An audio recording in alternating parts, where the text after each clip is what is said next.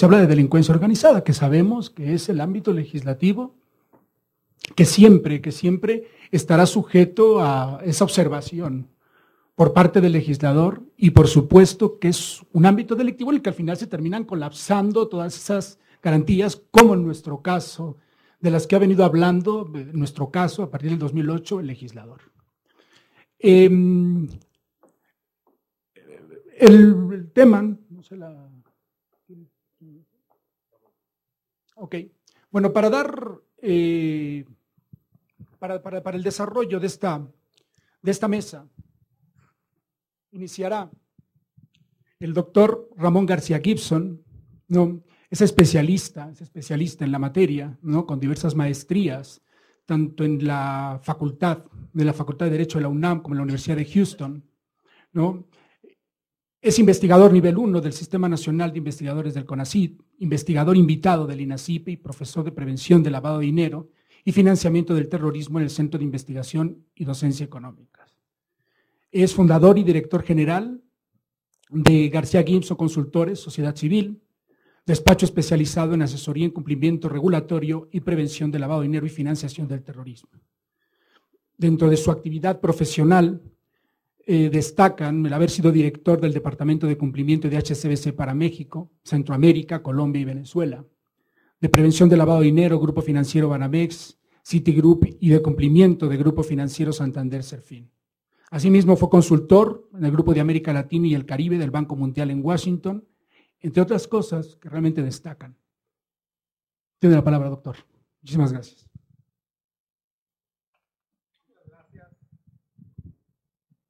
Buenas tardes a todos. Antes que nada, agradecer la invitación de esta oportunidad de poder convivir e intercambiar experiencias con todos ustedes, a los organizadores de este Congreso Internacional, al INACIPE también, mi casa, donde obviamente me siento muy honrado de formar parte del equipo de investigadores, y bueno, mis compañeros de panel también. El tema que estamos aquí por desarrollar, en lo que a mí corresponde, pues es uno en el que realmente pues todavía hay muchas dudas sobre el término, sobre qué es realmente el lavado de dinero y cuál pudiera ser la estrategia para combatirlo.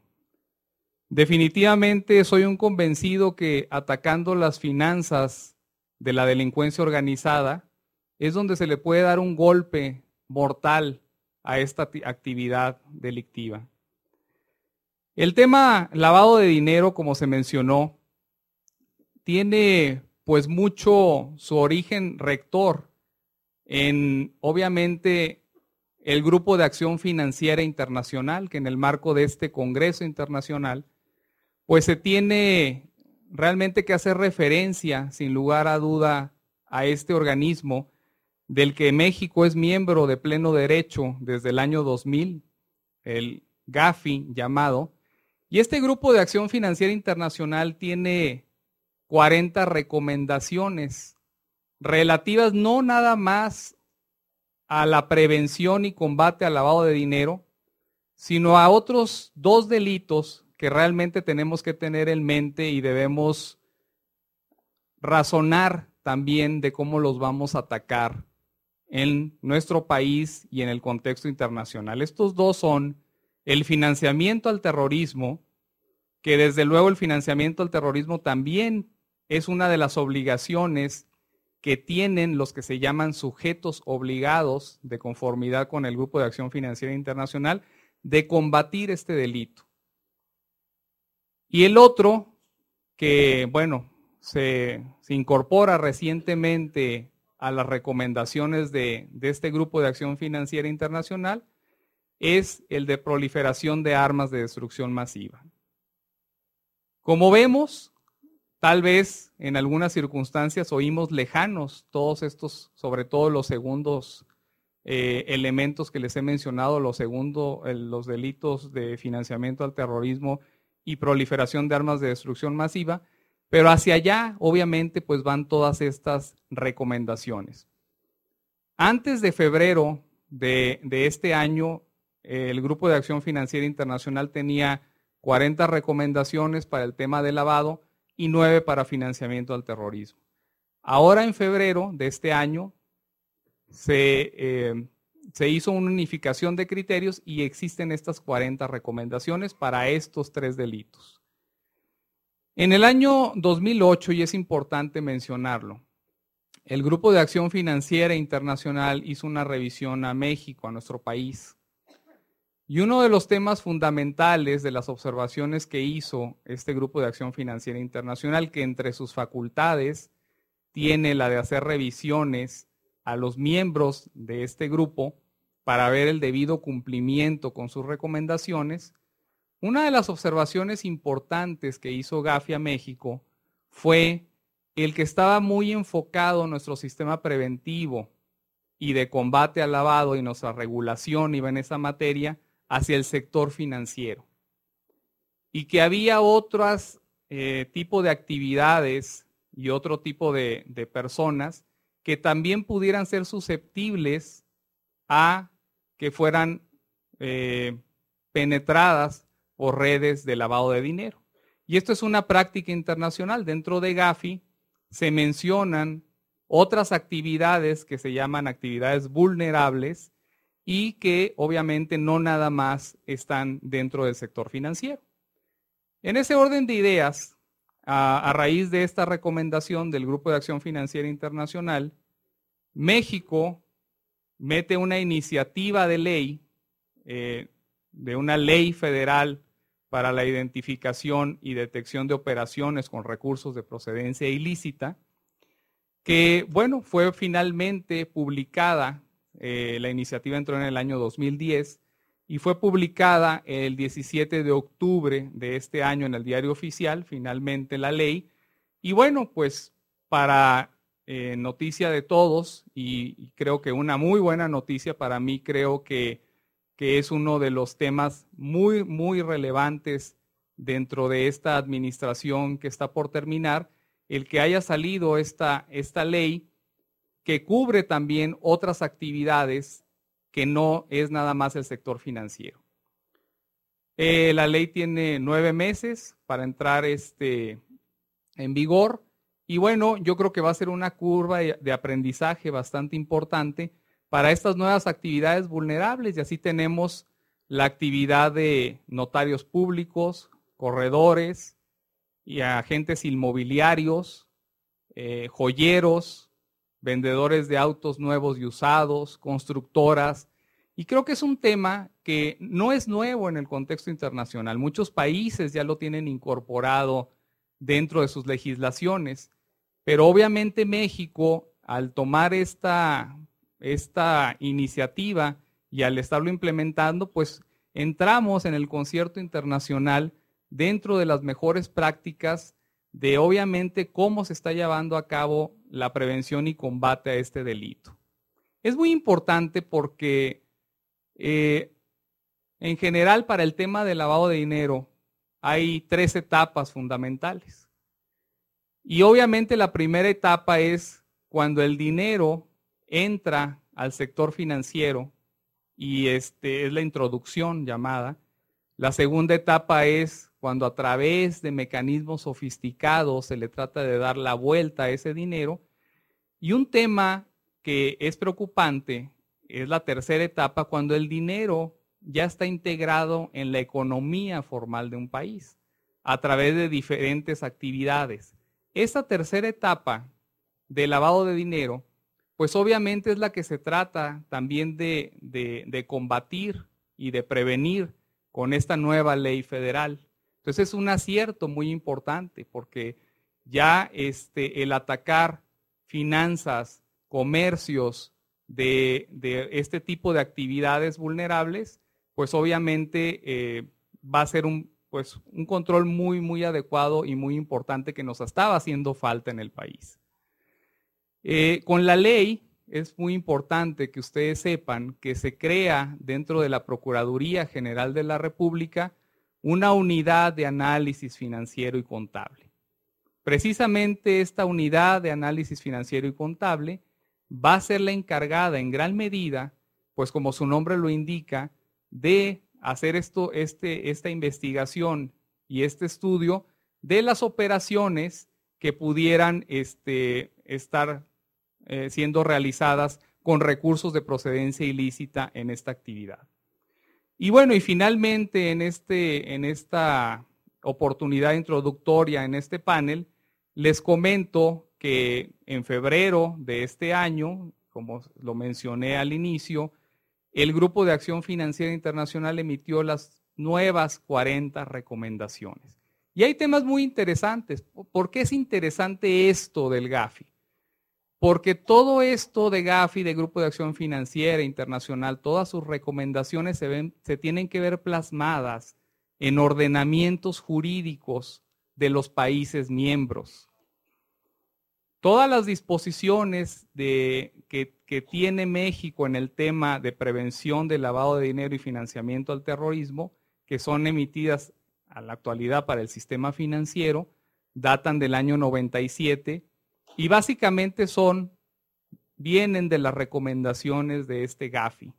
Estas nuevas recomendaciones tienen elementos interesantes que van a tener que ser plasmados en la regulación, por ejemplo, y se va a hablar aquí, de los delitos fiscales graves, que deben ser considerados también como un delito precedente en el tema del lavado de dinero, que eso no existía o no existe en la actualidad, el tema de la evasión fiscal o el delito fiscal como lavado de dinero. Segundo, se pide también en estas recomendaciones que exista en todas las regulaciones, en todas las leyes o ordenamientos jurídicos, un enfoque con base en el riesgo. ¿Qué quiere decir esto? Bueno, en términos generales, es que los sujetos obligados o estas actividades vulnerables realmente se enfoquen en los problemas reales y en los problemas que pudieran repercutir en un lavado de dinero para las instituciones. Nos habla también, obviamente, que los países deberán recoger las resoluciones del Consejo de Seguridad de Naciones Unidas en el tema de sanciones. ¿Qué es lo que va a pasar con este tema de sanciones? Bueno, el Consejo de Seguridad de Naciones Unidas emite sanciones para países y personas y obviamente todos los sujetos obligados de los países deben observar estas resoluciones del Consejo de Seguridad y la recomendación comenta que, bueno, se deberían congelar esos bienes que fueran identificados de los países o de las personas que hayan sido sancionadas por el Consejo de Seguridad. Habla también de un tema interesante que son las personas políticamente expuestas. Las personas políticamente expuestas, como su nombre lo indica, pues son personas que ocupan cargos en el sector público de los países. A este tipo de potenciales clientes, tanto de instituciones financieras como no financieras, los países tendrán que hacer una llamada debida diligencia. Debida diligencia quiere decir el conocer la fuente de sus recursos, la fuente de sus ingresos y llegar a poner los controles correspondientes. Considero que estos 3 temas o 4 temas que mencionan las recomendaciones de Gafi, pues obviamente son elementos interesantes de análisis y que van a ser reflejados, como les digo, en las regulaciones de los países. En el caso de México tendrá que ser adoptado y bueno, la implementación de estas medidas pues sí va a ser un tema que va a impactar de alguna forma la regulación y la normatividad del país. Como lo dije en el inicio de mi participación, el tema de la prevención es fundamental para atacar a la delincuencia organizada. Bienvenida la ley federal, creo que obviamente va a tener una curva de aprendizaje para estas nuevas actividades vulnerables, tanto también para las autoridades, el poder identificar qué tipo de operaciones pudieran ser constitutivas de lavado de dinero, pero creo que es un ejercicio que debe darse, que como lo mencioné, muchos países en el orbe lo están realizando, y bueno, pues creo que con esta medida México pues de alguna forma está en el concierto internacional de naciones con por lo menos una ley federal importante, sólida y que va a servir mucho para atacar a la delincuencia organizada. Con esto doy terminada mi introducción y adelante. Gracias.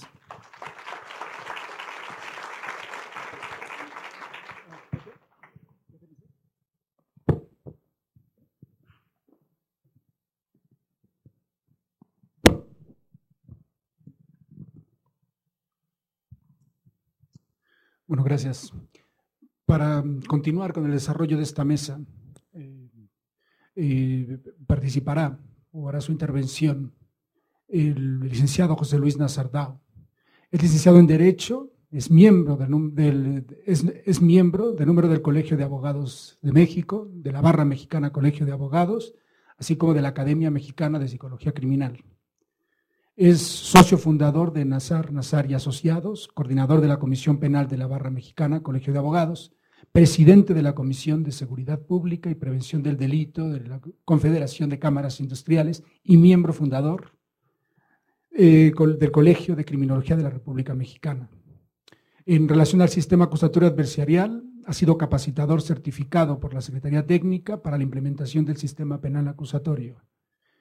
Ha impartido la materia de Derecho Penal en la Universidad Anáhuac del Sur y de Comportamiento Criminal en el posgrado de Criminología de la Facultad de Psicología de la UNAM.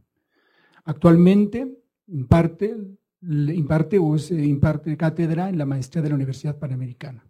Ha participado como conferencista y ponente en diversos foros nacionales e internacionales en torno a temas como reforma penal y defraudación fiscal. Es coconductor del programa de radio Los Abogados. Por favor. Gracias, maestro Merino. Empiezo por reconocer y agradecer a los organizadores del Congreso su invitación a este foro, al INACIPE, este instituto que tanto quiero, y su actual director, el maestro Rafael Estrada, al coordinador del evento y desde luego a mis compañeros a quien me honra compartir esta charla, a don Ramón García Gibson, y a mi ya muy viejo amigo Raúl González Salas. Muchas gracias. Yo voy a tratar de llevar mi exposición hacia la verdadera crítica que tengo sobre la ley de la que hablaba ya el doctor, porque el colegio y barra de abogados a la que pertenezco tuvimos una participación activa en la depuración de la ley y nos quedamos con algunos conceptos que creemos que están siendo no del todo bien manejados en esta iniciativa pública. Pero para que podamos entender la razón de todo, yo me voy a permitir irme a los conceptos básicos que dan origen hasta donde hemos llegado, para que luego ustedes y nuestras conciencias juzguen si estamos y hemos hecho lo correcto. Concepto básico de lavado de dinero. No jurídico, simplemente básico. El procesamiento de las ganancias derivadas de una actividad criminal para disfrazar su procedencia lícita, permitiendo que los criminales gocen impunemente de su fuente. Ese es el concepto, y sobre ese concepto se analizó o se va a analizar la procedencia y luego la problemática. ¿Cómo lo hace el delincuente? Lo explicaba de alguna forma el maestro Gibson. Primero coloca el dinero. Ya introducido el dinero a la economía mexicana, al territorio mexicano, perdón, se emplean diferentes mecanismos. Todo esto nos los ha enseñado, se los ha enseñado los grupos de inteligencia financiera, la propia experiencia. Ya sea por compra directa de bienes, particularmente en efectivo. Después se pueden y se llegan a constituir empresas fachada, que no tienen una función real, pero que sirven como parapeto a esas ganancias. Y tal vez el más puro concepto de lavado de dinero lo encontramos en la tercera forma, que es la sobrefacturación de las empresas que sí están legítimamente constituidas y que normalmente se hace a través de prestanombres. Ya que toman ese primer paso, pasan al segundo, que es el ocultamiento.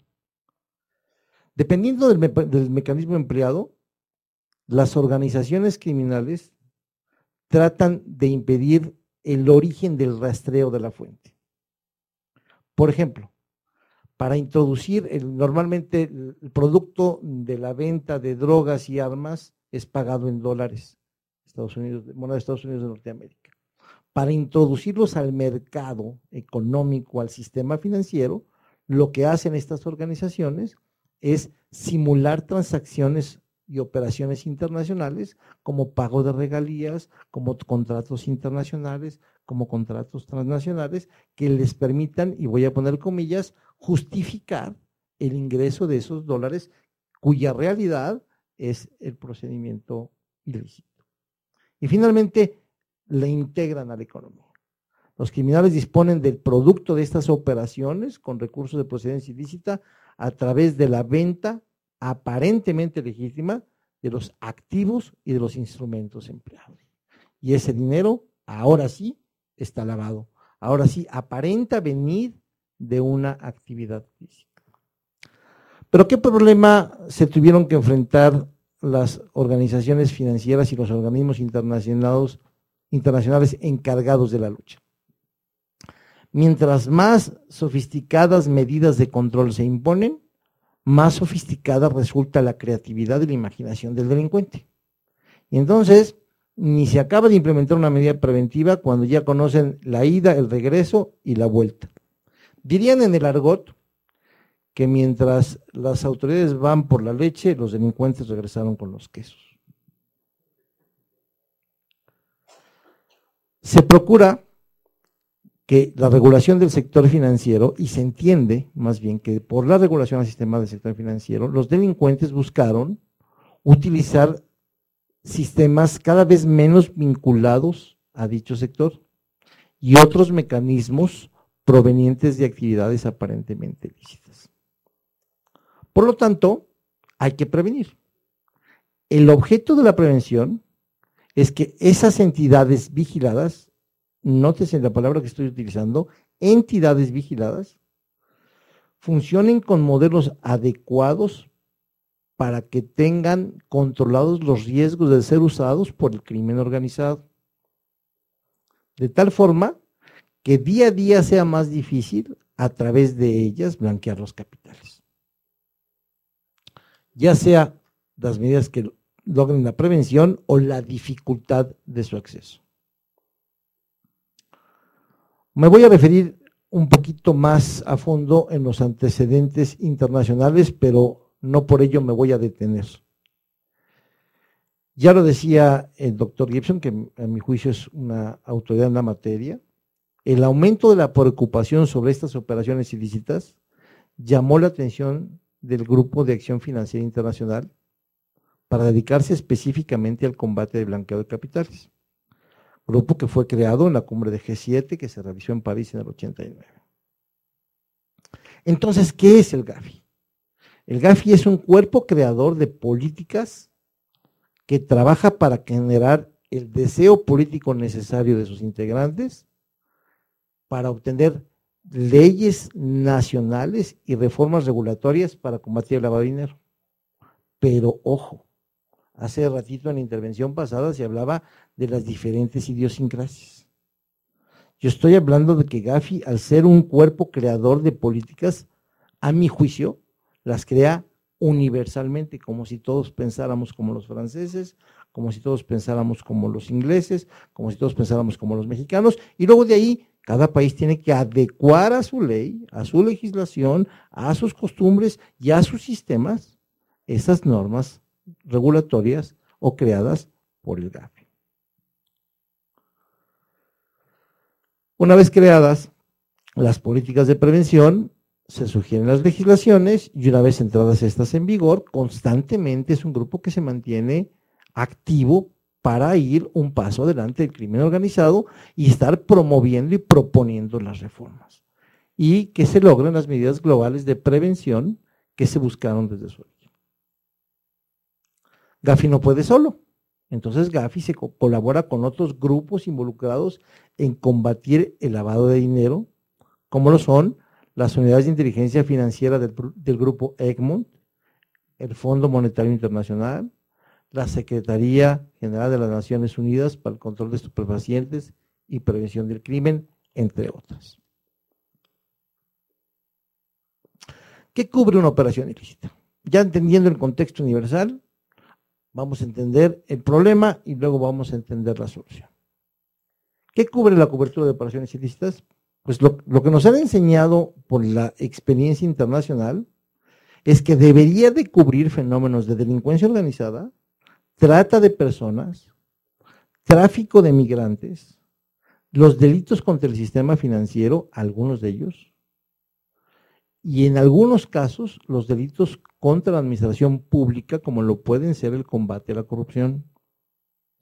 Es decir, yo resumiría esta idea bajo que la cobertura de las operaciones ilícitas que deban de ser producto de esta ley excepcional y de esta regulación especial, deban de ser, a mi juicio, los delitos de alto impacto social.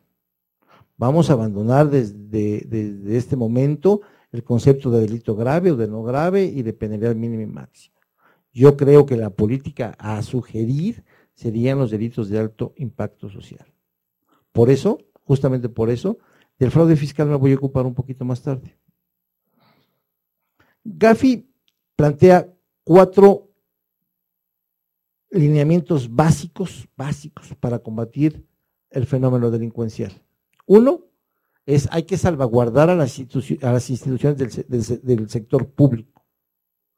2, hay que proteger a las instituciones del sector privado de su infiltración. 3, básica y fundamental, y me parece que la más exitosa hasta ahorita, hay que incrementar la transparencia del sistema financiero. Y 4, hay que detectar, investigar, judicializar y recuperar los bienes y activos de los que tengan su procedencia ilícita. ¿Cuál es el objetivo? Que las autoridades tengan funciones específicas en el tema de prevención y control de lavado. Dotarlas dentro de los marcos nacionales de los países participantes, dentro con la suficiente autonomía técnica y operativa que aseguren que no intervengan terceros. Con esta declaratoria, lo que a mí Gafi me está dejando ver es que estamos considerando o va a estar considerando los delitos de cohecho, en términos generales corrupción, los delitos de los servidores públicos como un elemento importante, de ahí que crea importante que las instituciones públicas encargadas de esto tengan su autonomía. ¿Qué sugiere, en muy pocas palabras, para proteger el abuso de las instituciones del sector privado? Pues un adecuado monitoreo de sus administradores y empleados de las instituciones. Adecuado para ello controles internos y de auditoría para verificar la implementación de recomendaciones de Gafi. ¿Quién de nosotros no recuerda que hace algunos años, para constituir una sociedad anónima, bastaban llegar 5 personas, identificarse ante el notario y decir que éramos de los socios, el objeto es este y nos íbamos? Poco a poco, y ahora de algunos años para acá, ya el notario es un poquito más exigente, nos requiere registro federal de causantes, identificación plena, segura, a veces hasta doblemente identificado, y procuran inclusive actuar única y exclusivamente con gentes que conozcan. Es decir, las prevenciones sobre cuidar las instituciones del sector privado empiezan a funcionar poco a poco en el país. Al sistema financiero, el más vilipendiado en el tema, le han puesto controles de estricto conocimiento de políticas del cliente, clasificación de clientes considerados de alto riesgo, y este es un tema que por favor no quiero que pierdan cuando analicemos la ley. Clasificación de clientes considerados de alto riesgo y monitoreo de operaciones en montos, frecuencia, etcétera, etcétera. Y después los procedimientos de detección y judicialización, que me voy a saltar porque me están castigando con el reloj. La estrategia delimitada. A donde quiero llegar es que la estrategia delimitada debe de hacerse siempre con las bases de la legalidad, la confianza, la transparencia y la seguridad jurídica.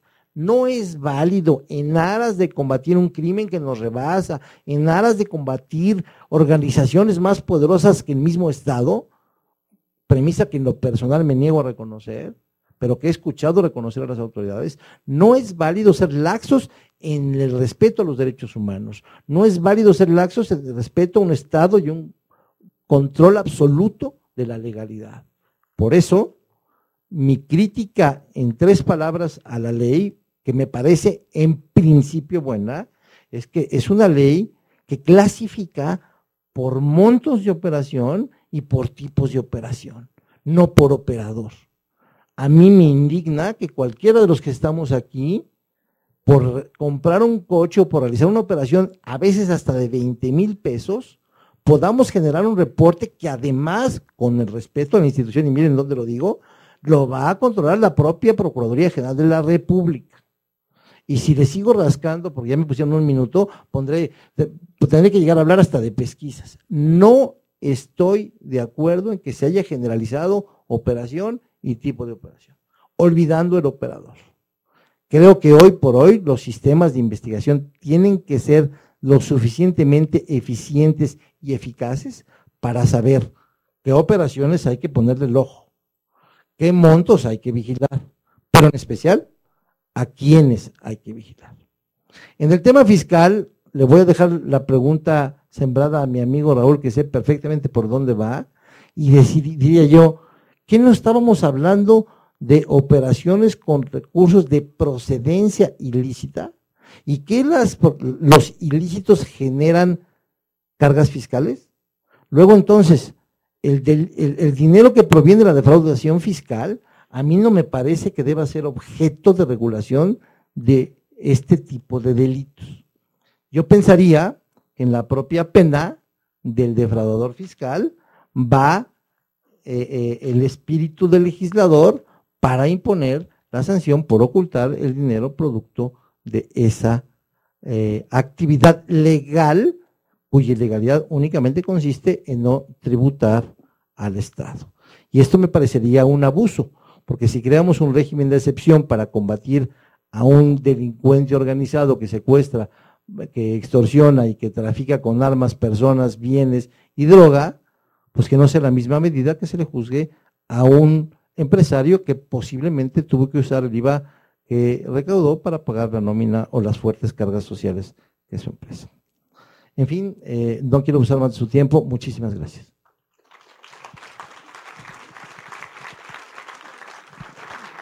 Gracias, maestro.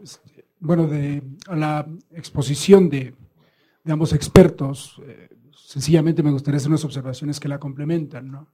Ya destacaron con especial nitidez, pues por lo menos el referente internacional del Grupo de Acción Financiera Internacional, sus recomendaciones y cómo se han venido ampliando en función de las necesidades de la sociedad contemporánea. Pero también tenemos referentes importantes, y esto hay que tenerlo en cuenta porque en principio la visión del legislador internacional, por denominarlo de alguna manera, es el contexto del tráfico de drogas. Tanto es así que, por ejemplo, convenciones de las Naciones Unidas contra el tráfico ilícito de estupefacientes y psicotrópicos ya contempla el tipo penal de lavado de dinero. Estamos hablando de un tratado de carácter multilateral que justamente pretende esa armonización. Después ya, quizás de forma cronológica, antes o después surge Gafi. O más bien, este grupo propone esas recomendaciones. Pero no hay que olvidar ese vínculo con delincuencia organizada. ¿Y cuál es el referente que también incluye el tipo penal? Pues la Convención de Palermo, la Convención de las Naciones contra la Delincuencia Organizada Transnacional. Ahora bien, ¿cómo lo pretende trasladar el legislador mexicano, por ejemplo? Porque ya se comentaba en esta mesa. No todos pensamos igual, qué difícil poder centrar los puntos para poder cumplir con esa armonización, porque estamos hablando de algo que tiene carácter transnacional. Adoptar posiciones localistas al final termina siendo absurdo.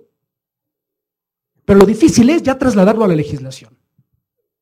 De forma muy modesta, del artículo 400 bis del Código Penal Federal, nos hablan de recursos de procedencia ilícita.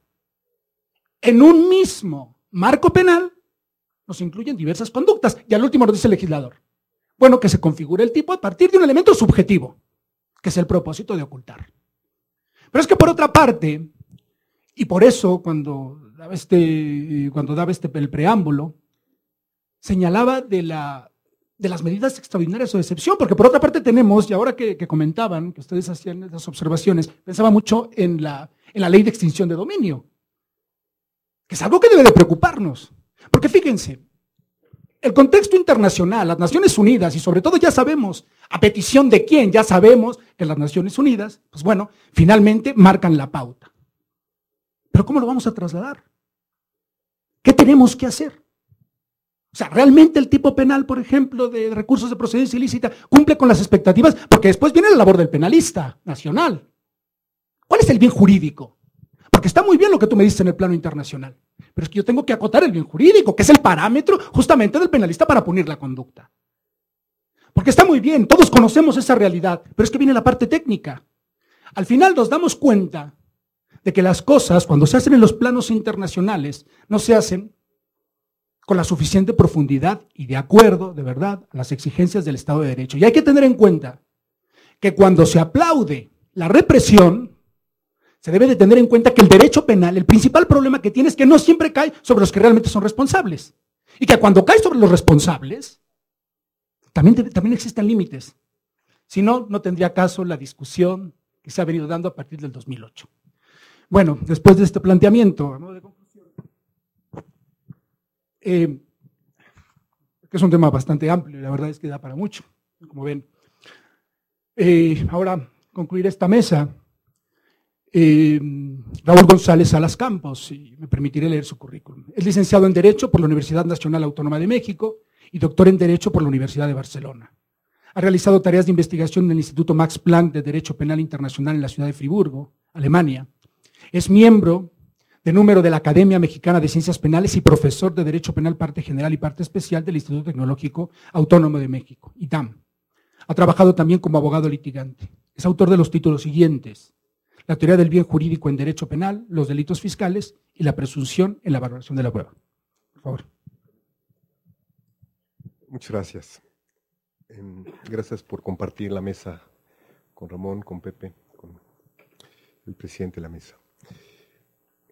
El tema se llama Mecanismos de intervención sobre las ganancias de crimen organizado, lavado de dinero y fraude fiscal. Y el tema lo dice, lo expresa su mismo título, Mecanismos de intervención. Lo han dicho ya Ramón, Pepe y ahora también el profesor Merino, que están todos los mecanismos de intervención para que quien haya obtenido una ganancia ilícita se le quite, no pueda gozar de ella, no aproveche de ella. Y para ello se han generado pues una gran cantidad de instrumentos nacionales, internacionales, en el mismo contexto de lo que ha sido el combate a la delincuencia organizada, pues se han creado nuevas figuras que, como decía muy bien hace un momento el doctor Moisés Moreno, muchas figuras de las que somos totalmente ajenas, de las que no las conocemos, de las que cada día tenemos más derechos humanos y cada día tenemos menos garantías individuales, menos respeto a los principios de legalidad que fueron en los que nosotros nos formamos, aprendimos.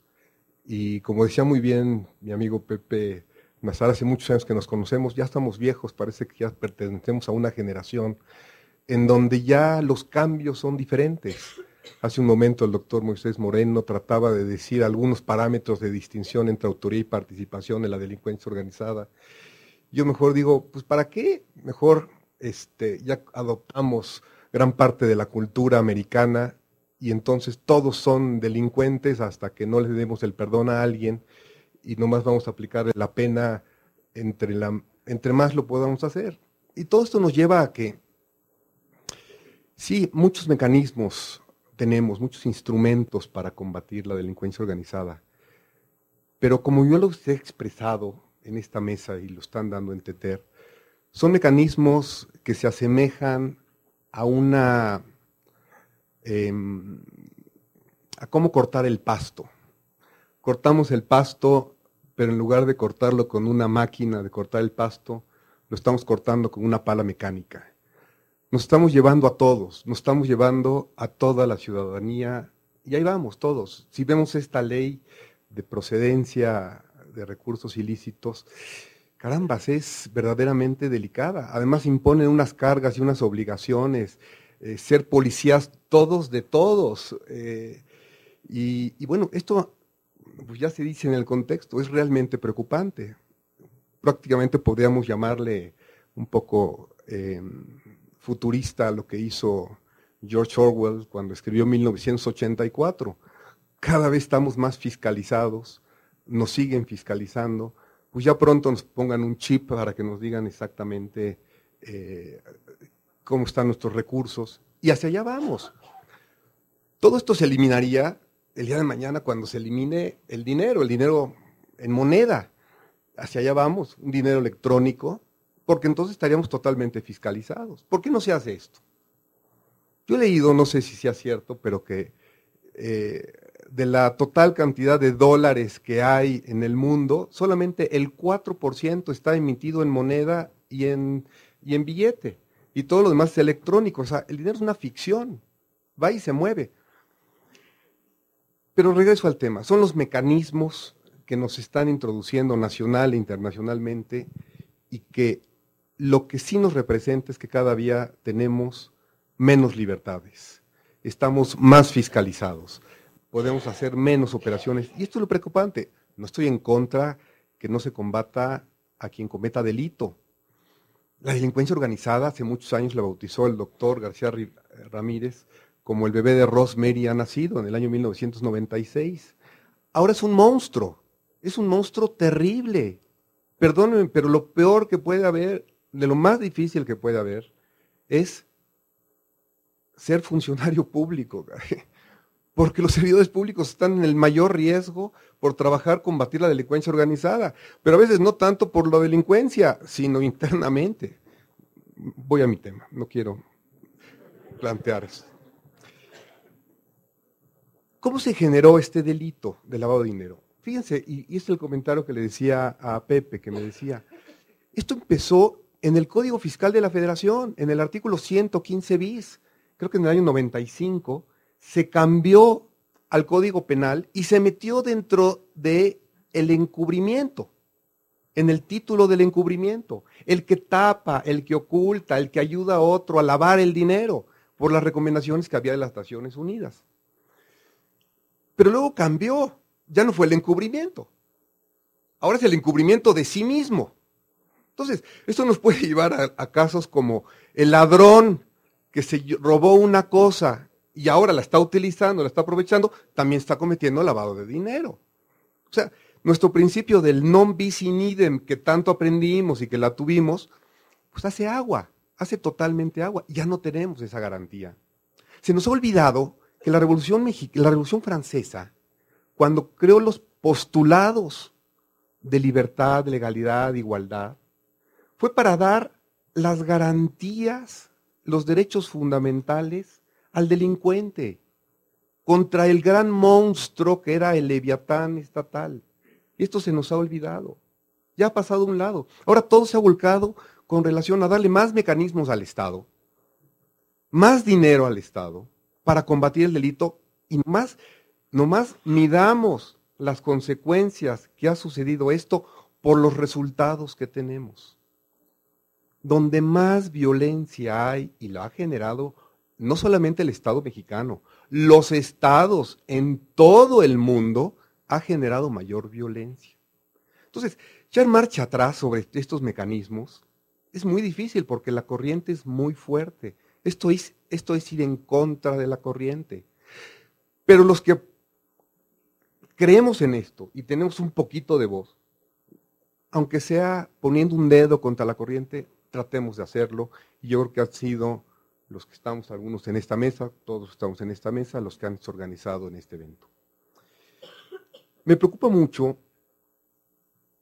Ahora vamos a regresar, como lo estaba diciendo el doctor Ramón Gibson, otra vez a una política que están tomando en Europa de que haya blanqueo de capitales con delito fiscal, delito de lavado de dinero y delito fiscal. De hecho, en Europa, en España, en Alemania, se dice que primero es el delito fiscal y después el blanqueo de capitales. Y hay una prelación. Caramba, esto es verdaderamente preocupante. Ya lo teníamos en el Código Fiscal de la Federación anteriormente, nunca funcionó, tenía muchos candados, esa era la realidad, operativamente no funcionó. Pero ahora ya descubrimos el hilo negro y en España y en Europa están fracasando.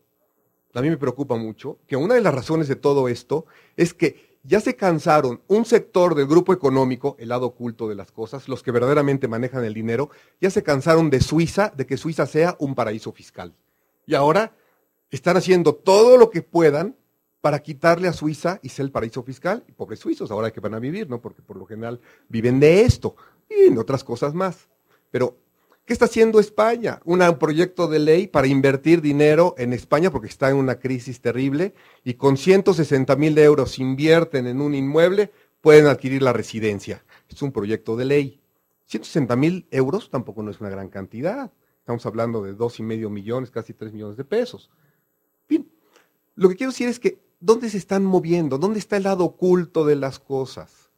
Y el lado oculto de las cosas, eso es parte de lo que nos está pasando con el lavado de dinero. Ya no puedo entrar más que dar la recomendación, y lo dijo ya el profesor, de sí analizar muy bien, lo dijo también el licenciado Nazar, analizar muy bien esta nueva ley de operaciones con recursos de procedencia ilícita que va a entrar el 7 de julio del próximo año, del 2013. Caramba, es muy delicada, muy delicada. Yo no creo, y hay que analizarlo, nos va a afectar, otra vez regreso al inicio de mi plática. El inicio de mi plática es, están podando el pasto con una pala mecánica. Nos están llevando a todos. Muchas gracias.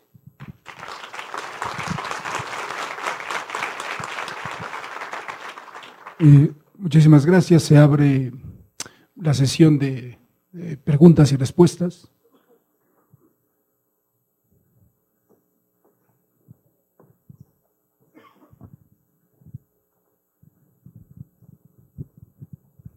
La pregunta es del licenciado Isaac Campos, de PGJ del Distrito Federal.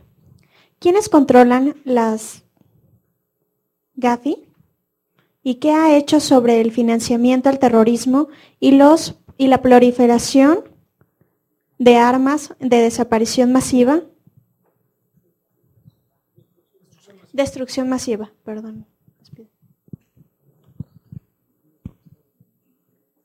Bueno, Isaac, gracias. El Grupo de Acción Financiera Internacional, como aquí se ha mencionado, es un organismo que tiene su sede en París, básicamente pudiéramos decir que es un ala de la OSD y es presidido por los distintos países. De hecho, México presidió el GAFI el año pasado y cada año se va renovando con una presidencia de uno de los miembros. Se ha mencionado también el tema del financiamiento al terrorismo. El financiamiento al terrorismo, GAFI recogió la preocupación mucho a raíz de los ataques del 11 de septiembre a las Torres Gemelas de Nueva York. Y ahí, bueno, a raíz de esa situación sacó 9 recomendaciones en el tema de financiamiento. No es tan sencillo identificar un tema de financiamiento al terrorismo porque es realmente diferente a lo que es el lavado de dinero o las operaciones con recursos de procedencia ilícita. En el financiamiento al terrorismo no necesariamente el origen de los recursos es de procedencia ilícita. En el financiamiento al terrorismo los montos que se manejan no son tan grandes como pudiera ser en una operación de lavado de dinero. Con eso quiero decir que los mecanismos preventivos que tiene tanto el sector privado como las autoridades correspondientes no funcionan y no son los mismos en esta materia. Ahora, la preocupación de la proliferación de armas de destrucción masiva, pues obviamente viene también, como lo mencioné, a raíz de las resoluciones del Consejo de Seguridad de Naciones Unidas, donde se ve que algunos actores están fomentando esta situación que puede llevar a cabo, pues realmente, pues crear un problema internacional en esta materia. Quisiera aprovechar la oportunidad para mencionar, creo que el tema de la ley, sí definitivamente es un tema controvertido. La ley no menciona lo de financiamiento al terrorismo, pero creo que es un mecanismo importante porque debemos de recordar que México no tenía una ley federal en el tema de el combate al lavado de dinero. Es el primer ordenamiento que tiene México en esta materia. Ya se decía aquí, se recogía, bueno, el delito de operaciones con recursos de procedencia ilícita. Empezó en el Código Fiscal de la Federación, en el año 96 pasa al Código Penal Federal, y el tema preventivo estaba diseminado en diferentes disposiciones de carácter general emitidas por la Secretaría de Hacienda y Crédito Público. Y bueno, éramos de los pocos países en el mundo que no tenía un ordenamiento que integrara todos estos conceptos. Obviamente es perfectible, obviamente tiene temas que pudiéramos mejorar, pero de no tener nada, como era el caso de México, bueno, pues realmente creo que es un avance importante. Sí debe haber una curva de aprendizaje para estos nuevos actores, y como bien se definió, no va a haber un análisis de las operaciones que realicen estas nuevas actividades vulnerables, sino que van a reportar directamente a la Secretaría de Hacienda actividades por ciertos montos, sin, obviamente, a diferencia del sector financiero, que sí hace un análisis para ver si la operación es inusual o no es inusual. Hay una oportunidad que creo que es importante que los sectores académicos aquí reunidos, las cámaras empresariales, pudieran participar, porque va a haber un reglamento de la ley.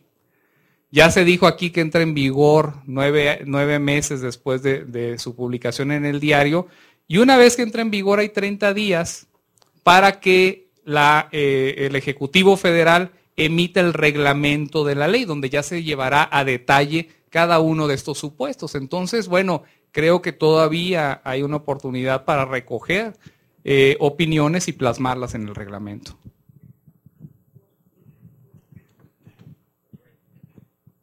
Solamente en atención a la financiación del terrorismo, sí es importante destacar la proyección de estas recomendaciones, de esa realidad internacional. Detectamos que evidentemente, ya como se decía, el terrorismo no requiere, y eso ha sido constatado a partir de ciertas actividades de Al-Qaeda. De hecho, algo que marca la pauta internacional en esta materia es justamente, o son los atentados del 11 de septiembre. Entonces se detecta, efectivamente, para financiar el terrorismo no se necesita mucho dinero. Entonces, ¿cuál es la principal preocupación? ¿Por qué Gafi pone especial interés en ello? Pues justamente, de hecho ya desde tiempo atrás, toda la legislación antiterrorista viene hablando, o hay convenciones sobre el control de explosivos plásticos. De hecho, después del 11 de septiembre se crea esta convención sobre terrorismo internacional. Esa preocupación. ¿Cuál es el objetivo de estos tratados internacionales? Pues que justamente se tenga un control de todo aquello que pueda servir para crear estas armas.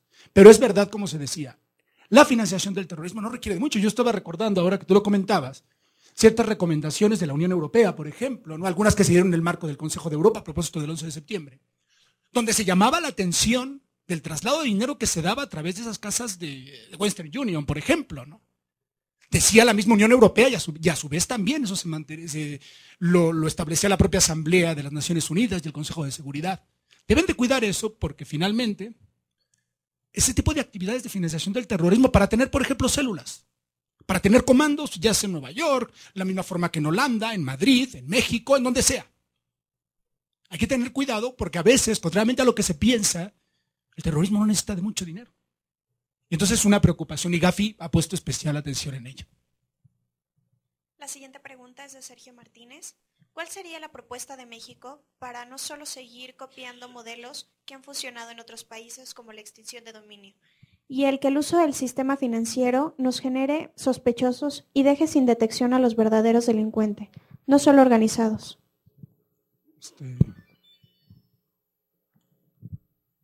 Bueno, la de México no sé. La que yo me atrevería a proponer aquí es, yo creo que la metodología es al revés. Hay que iniciar con el trabajo de inteligencia, Sergio, para luego partir con el trabajo de selección, y desde luego tener en los propios códigos procedimentales, yo no creo que necesitaríamos más medidas eficaces de aseguramiento y de reparación del daño.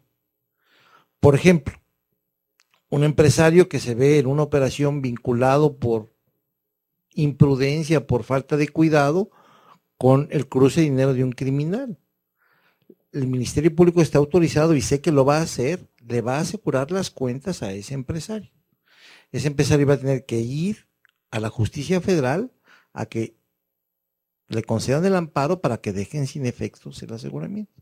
Cuando regresó ya con el amparo, después de que va colegiado y baja, el Ministerio Público vuelve a decretar otra nueva medida en otra nueva averiguación. Y pasan los años. Y tiene varios problemas. Se aseguró lo lícito y se creó un caos. Lo asegurado no se controla o no se controlaba. Se han hecho esfuerzos importantes, ahí está el SAI, el fideicomiso que le precedió, pero tampoco se ha consolidado. Yo creo, en resumen, que entonces el problema está primero en un trabajo real de inteligencia que le permita distinguir a los organismos que una persona de nombre José Luis Nazar que va al banco, saca una tarjeta de crédito, ya le llenó los documentos necesarios al banco y el banco ya tiene la certeza de que tiene un negocio ilícito y que de ese negocio gana 15 pesos. Y entonces pues no le va a parecer extraño que en 6 meses acumule un gasto de 15 pesos, como lo prevé la ley. Digo, no estoy hablando de los montos, pero prácticamente hablando, ya tuvimos un primer filtro. Nuestra ley ya no cree en ese filtro. Ya, de por sí hay que reportar la operación a la Secretaría de Hacienda cuando el monto acumulado sea de tanto. De por sí, no me importa si ya lo chequeé, si es o no es un agente que cumpla o no con los requisitos y estándares del sistema financiero. Ese es el exceso que yo veo que no era necesario. Gracias. La siguiente pregunta es de Rafael Ávila López. ¿El delito de lavado de dinero, de enriquecimiento de procedencia ilícita, se vulnera o no el derecho fundamental de presunción de inocencia? ¿Qué política criminal implementar para evitar los delitos mencionados sin violar los derechos humanos? Bueno, por supuesto que sí hay una parte de la descripción típica que justamente invierte la carga de la prueba, ¿no? Ya desde la parte sustantiva, ¿no? Ya desde el derecho penal dice, bueno, aquellos recursos cuya legitimidad no pueda ser acreditada, ¿no? Desde ahí, por supuesto, que ya, por eso decía, ¿no?, en alguna intervención, que se colapsa justamente el Estado de Derecho y todo eso de lo que nos vienen hablando desde el 2008. ¿Qué medidas implementar? Hace unos momentos, bueno, antes de que iniciara esta mesa, comentábamos que se requería especialización. O sea, realmente, a propósito del asunto de HSBC, del lavado de dinero, del problema con lo que lo vincularon, surgió esa discusión si efectivamente, por ejemplo, la unidad de inteligencia financiera de la Secretaría de Hacienda y Crédito Público tenía la suficiente capacidad para cubrir las expectativas o las necesidades en materia de prevención. Pero ¿a qué problema nos encontramos? Sobre todo en países como México, a que realmente no tenemos especialistas. Aquí lo que importa no es tanto el lavado de dinero del que ya habla el 400 bis del Código Penal Federal, porque al final abarca todos los delitos e incluso se podría imputar el tipo penal de lavado de dinero a una persona que se dedica al robo de carteras, ¿no? Y a su vez le dice al hermano, ¿sabes qué? Ponte tal negocio para que no se note.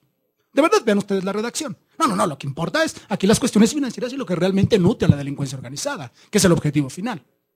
¿Qué requerimos? Especialización, pero especialización elegante. No incurrir en, como bien lo señala mi amigo el doctor Roberto Ochoa Romero, ¿no?, en esa esquizofrenia del derecho penal, ¿no?, a verle sospechosos a todos, ¿no? ¿Cuál es la principal proyección que además se ha vendido como una panacea? Pues la extinción de dominio. La extinción de dominio, ya desde el artículo 22, se constitucionaliza prácticamente la extralimitación. Veamos siquiera las dos fracciones, las dos últimas fracciones. Dice, aquel que no haga nada por evitarlo. Bueno, y si estoy en la sierra, llega un comando y me dice, me vas a dar la tierra o te vas a morir. O sea, qué inseguridad jurídica, ¿no? ¿Sí? Entonces, es por ahí. Más bien, yo entiendo que es especialización y creo que estamos todavía, perdón la expresión, en pañales para afrontar este tipo de delitos. Yo quiero hacer un comentario respecto a cómo opera el lavado de dinero y respecto a esta pregunta de si viola la presunción de inocencia.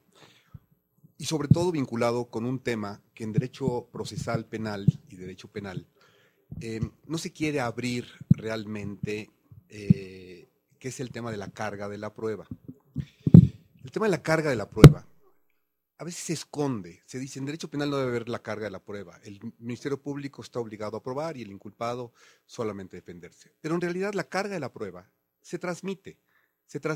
Hay delitos que lo transmiten. Por ejemplo, en la ley del impuesto, en el delito fiscal, en el que no se acredita el ingreso acumulado o quien usa su tarjeta de crédito y tiene unos gastos muy superiores a lo que es sus ingresos, bueno, está establecido el procedimiento de que tiene 45 días para aclarar de dónde vienen esos ingresos. Entonces él puede acreditar, bueno, pues fueron unos viajes porque yo represento y me los pagaron, en fin, tal. Ahí tienen la carga de la prueba. Esto no está violando la presunción de inocencia. Lo mismo pasa en el delito de lavado de dinero. En el delito de lavado de dinero, de pronto tienes en tu cuenta bancaria 10, 20, 30 millones de pesos. Dime de dónde los obtuviste. Esto es parte de la fiscalización, que es lógico y tiene que serlo. ¿Dónde es donde está realmente flaqueando esto? Aquí es donde vienen los problemas. Tenemos figuras como el secreto bancario, que es una figura que siempre se ha cuidado enormemente. ¿Por qué? Porque tiene otros beneficios, el secreto bancario. Por el otro lado, lo que se quiere es que no haya pesquisas, que no esté habiendo investigaciones nada más porque te vi la cara. ¿Dónde está la regulación entre estos, yo le llamaría ponderación de bienes y males?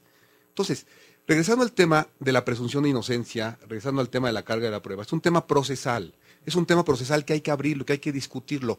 ¿Cuándo realmente transmitimos la carga de la prueba y si es viable o no transmitir la carga de la prueba?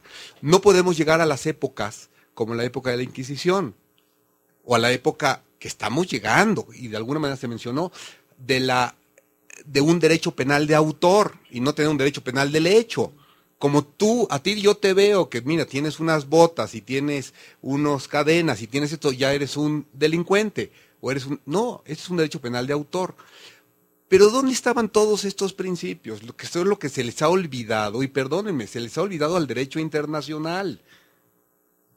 En los principios que se fueron tejiendo, que fueron los principios de legalidad, que costó años que se fuera tejiendo a través de la dogmática jurídico-penal. Y ahora, de un plumazo, lo estamos haciendo a un lado, porque como muy bien se comentaba en la mesa pasada, nos están imponiendo culturas que no son las nuestras. Ahora, si para eso, porque tenemos la necesidad de combatir el crimen organizado, el lavado de dinero, tenemos que hacer a un lado toda nuestra cultura jurídica, ¿saben lo que nos va a ocasionar? Inseguridad jurídica, violencia, y lo que nos está pasando ahora, que nos da terror que caigamos con nuestras propias autoridades. Es más, a las propias autoridades les da terror caer ante ellas mismas. ¿Por qué? Porque hemos hecho a un lado todos nuestros principios, y es preferible, y con todo respeto a las recomendaciones internacionales, es preferible sentar las bases como las teníamos antes, de seguridad jurídica, de nuestros principios, aunque sean antiguos, no por antiguos tan mal, a seguir metiendo aquí, perdónenme, lo que estamos haciendo con este nuevo sistema de justicia, como lo decía muy bien, no es nuestro. Podemos nosotros tejer y estar sobre nuestras propias bases. Y creo que por eso lo tenemos que construir. Y si por un tiempo no hacemos las recomendaciones a estos, no pasa nada. Fortifiquemos los bancos, fortifiquemos a la Comisión Nacional Bancaria, porque esa solamente hace lo que le dicen los bancos. ¿Y de quién son los bancos? De los extranjeros. Entonces, ahí estamos fritos. Y ahora nos están haciendo a un lado todo nuestro sistema jurídico. Entonces, no le tengamos a la carga de la prueba ni a la presunción de inocencia. Agradecemos la participación de nuestros ponentes y a nombre del INACIPE les entregamos su reconocimiento.